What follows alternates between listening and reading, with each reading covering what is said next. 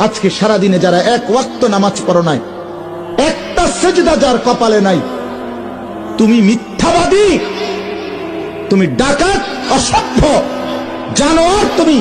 তুমি লিখলা কেন voter ID কার্ডে তোমার ধর্ম ইসলাম?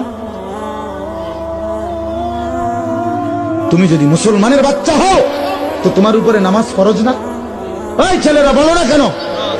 বলো ছেলেরা, বলো তো নামাজ পড়লা না কেন?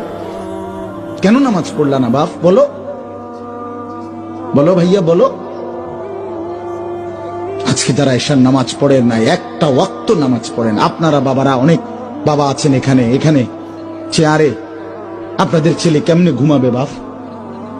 আপনারা মেনে নিবেন কেমনে?